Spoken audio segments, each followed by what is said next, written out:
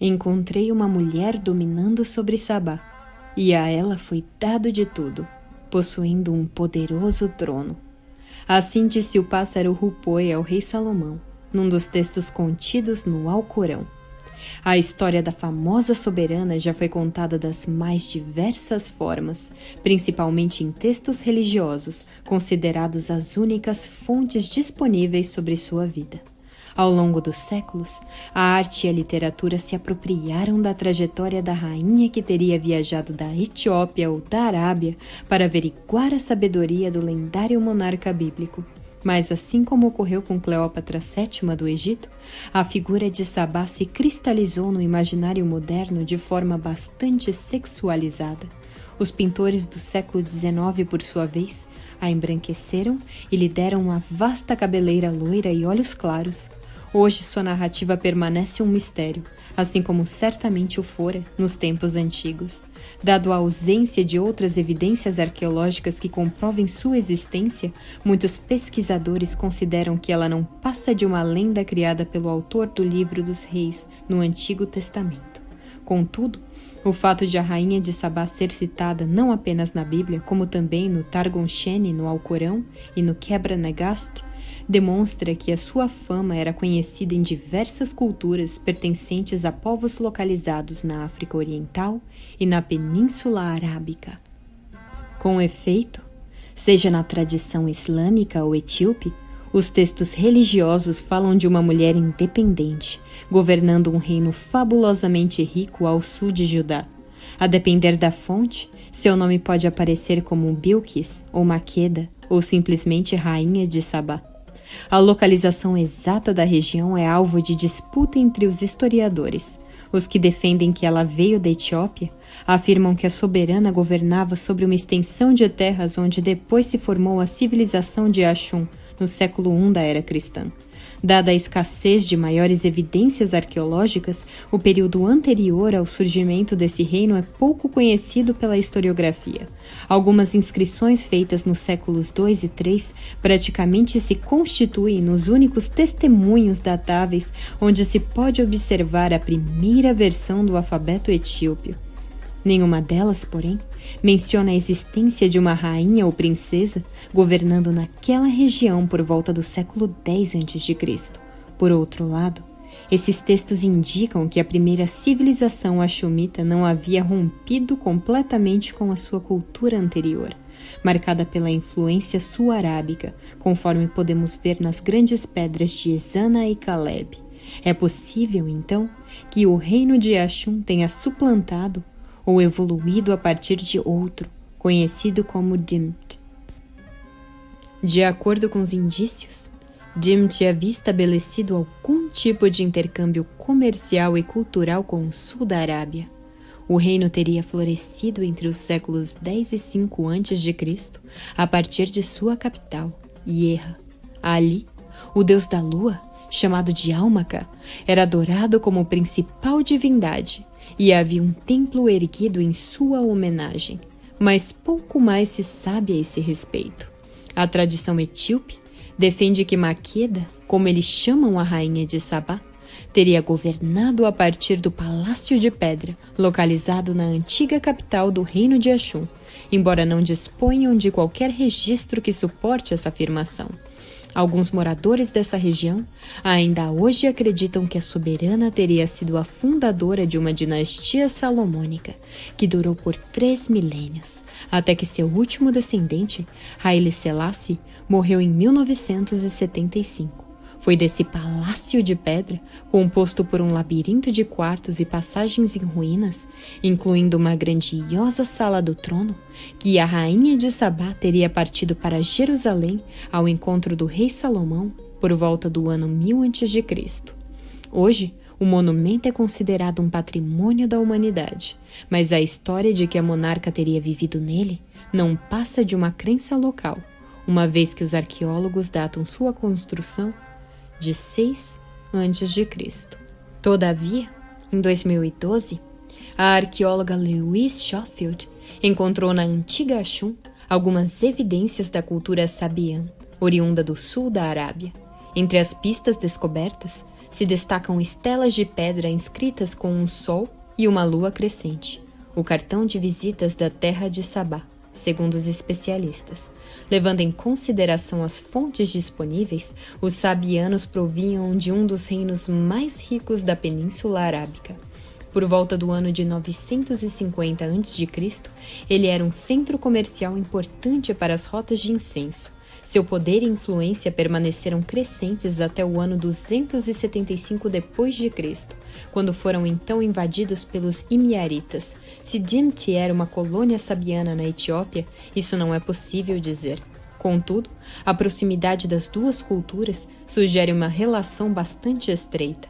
Partindo desse pressuposto, é possível então conjecturar que a lendária rainha de Sabá teria sido uma monarca de Dimti com origem árabe. Talvez seja por isso que o historiador e apologista judaico-romano Flávio Joséfos tem escrito em meados do século I d.C. que a soberana viajou da região da Etiópia para Jerusalém. Essas conjecturas acerca de sua existência, porém, levaram muitos pesquisadores a considerá-la apenas uma invenção hebraica. Deste modo, alguns estudiosos do Antigo Testamento afirmam que a personagem fora incluída no livro 1 Reis e depois em 2 Crônicas, apenas para ressaltar a inteligência do rei Salomão. Outros textos sagrados, nos quais ela também é mencionada, como o Targum Sheni, o Alcorão e o Quebra-Nagast, teriam se baseado na história contada pela primeira vez nos textos hebraicos.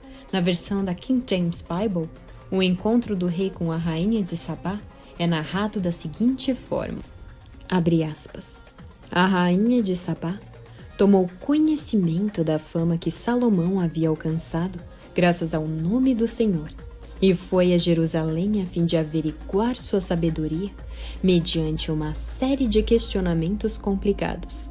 Quando chegou, acompanhada de uma enorme caravana, com camelos carregados de especiarias, grande quantidade de ouro e pedras preciosas, colocou diante de Salomão todas as indagações que havia preparado. Salomão respondeu tranquilamente a todas as questões. Nenhuma lhe foi tão difícil que não pudesse esclarecer.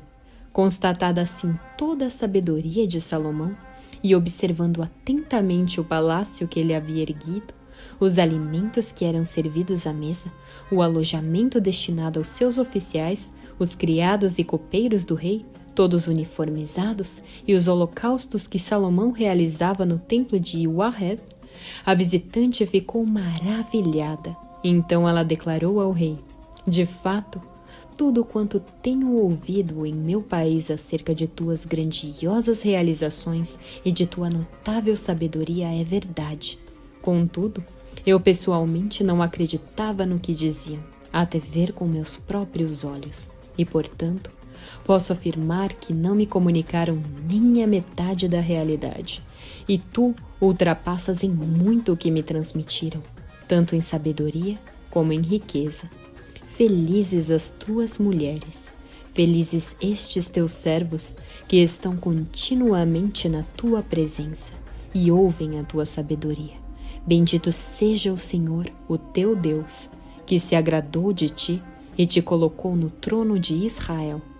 Por conta do amor leal e eterno do Senhor para com Israel, ele te levou à majestade e te fez rei, para esclarecer a justiça e tudo o que é verdadeiro. Fecha aspas. Em seguida, a soberana, que não tem nome próprio nessa versão, presenteia o rei Salomão com 4.200 quilos de ouro, além de uma grande quantidade de especiarias e pedras preciosas, como jamais tinha sido visto antes no reino de Israel. Em contrapartida, Salomão ofereceu à rainha de Sabá tudo o que ela quisesse levar embora consigo, após o que ela retornou para o seu país na companhia de sua comitiva. Assim sendo, a soberana aparece no livro 1 de Reis como uma mulher rica e culta, governante de um reino independente. Por outro lado, o texto a inferioriza em relação ao rei de Israel, não apenas intelectualmente, como também religiosamente, já que ele teria sido escolhido por Deus para governar, enquanto ela, não. O texto em 2 Crônicas é basicamente a repetição das palavras citadas pouco antes. Nada mais é mencionado sobre ela no Antigo Testamento. Entretanto, a referência é enorme à caravana de camelos carregados de especiarias e sugere uma forte relação com a Rota do Incenso ao sul da Arábia. Assim, a versão hebraica da história da Rainha de Sabá acabou dando origem a uma ampla tradição folclórica sobre a personagem nas lendas do pós-Antigo Testamento, tanto no judaísmo quanto no cristianismo e no islamismo.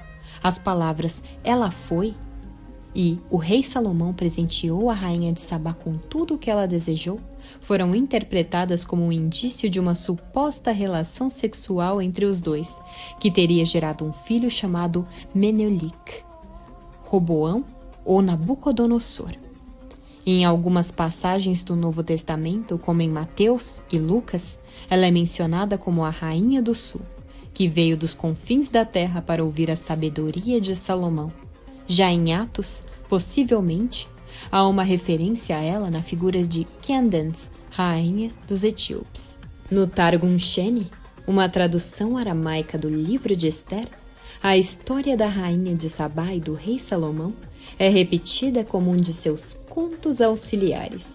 Essa versão, porém, é embelezada com tons ainda mais mitológicos, incluindo a capacidade do rei de entender a linguagem das árvores e dos animais, muito além do que sugerem reis. A narrativa começa com Salomão convidando todas as aves para um grande banquete em seu palácio. Apenas uma galinha se recusou a comparecer, alegando que o monarca não era tão poderoso quanto a rainha de Sabá. Dessa forma, ele chamou a soberana ao seu reino para lhe prestar homenagens e esta, por sua vez, testou a sabedoria de seu hóspede com perguntas difíceis. Porém, o Targum Sheni é um trabalho que data possivelmente do século IV da Era Comum, servindo de base para outra versão do mesmo enredo, contida no Alcorão. No livro sagrado do islamismo, a rainha de Sabá é chamada de Bilquis e é considerada uma adoradora do Deus do Sol, assim como seu povo. Não sendo, portanto, uma serva de Alá, o pássaro que informa Salomão sobre a existência da soberana diz que Satanás desviou a ela e os seus súditos para que, embora tenham um grande reino, não sejam guiados, de modo que não se prostrem a Deus. Assim, o rei lhe manda uma carta, convidando-a ao seu magnífico palácio. Como Sabá e seus conselheiros se recusaram a fazer a viagem, sob riscos de iniciar uma guerra, Salomão os ameaçou. Virá contra eles com hostes aos quais não tem poder de resistir, e os expulsaremos dali humilhados. A rainha então concordou em lhe fazer uma visita, com a condição de que seu trono viajasse junto consigo. Diante da magnificência do rei de Israel, Bilquis finalmente se prostrou à fé em Alá. Meu senhor, de fato me ofendi, e me rendo com Salomão a Deus, o Senhor de todo o ser. Depois disso, a tradição islâmica sugere que os dois teriam se casado. Já no Quebra-Negaste da Etiópia, a história é recontada com mais riqueza de detalhes. Governando com o nome de Maqueda, a rainha teria ouvido falar das maravilhas do reino de Salomão por um comerciante chamado Tamrim, que por sua vez fez parte da expedição até Jerusalém, fornecendo material de construção etíope para a edificação do templo do rei. No final da visita, ele e a soberana se casam, com ela se convertendo ao judaísmo. De volta para casa, Maqueda dá à luz a seu filho, Menilek, que é recebido por Salomão em Jerusalém anos depois, onde aprende os ensinamentos da Torá. No seu retorno para o reino de Sabá, o primogênito de Salomão tenta recuperar a Arca da Aliança, que havia sido roubada pouco antes. Com efeito, não existe razão para questionar a suposição de que uma missão diplomática tenha sido enviada de Sabá para Jerusalém durante o reinado de Salomão e de que o emissário tenha sido uma mulher. A rainha também poderia ser filha de um dos reis sabeanos, ou talvez governado sozinha após a morte do marido. Qualquer que seja a fonte, sua história é envolvida em lenda e mistérios. No judaísmo, ela chegou até mesmo a ser relacionada com Lilith, a mãe dos demônios. Os estereótipos criados em torno da monarca cresceram com o passar dos séculos. Não estamos mais perto de descobrir qualquer vestígio de sua existência do que os historiadores romanos e os primeiros cristãos que a mencionaram em seus escritos. Contudo, a lenda de seu nome sobreviveu com força, tornando-a, assim, uma das figuras de liderança femininas mais simbólicas da antiguidade. No século XX, diretores e roteiristas de Hollywood não resistiram a essa narrativa e criaram múltiplas versões ficcionais da trajetória da soberana, como no filme Salomão e Sabá, de 1959. Também celebrada numa ópera de Charles Gounod, por um balé de Ottorino Respighi, além de retratada nas pinturas de Rafael Tintoretto e Claude Lorrain, a rainha permanece tentadoramente evasiva para as investigações historiográficas. Muito obrigada a todos que assistiram ao vídeo. Sigam nossa página no Facebook, Tudor Brasil, e nosso perfil no Instagram, @TudorBrasil. Esperamos vocês nos próximos vídeos. Não esqueçam, por favor, de curtir nosso canal e apertar o sininho para receber as últimas novidades. Até mais!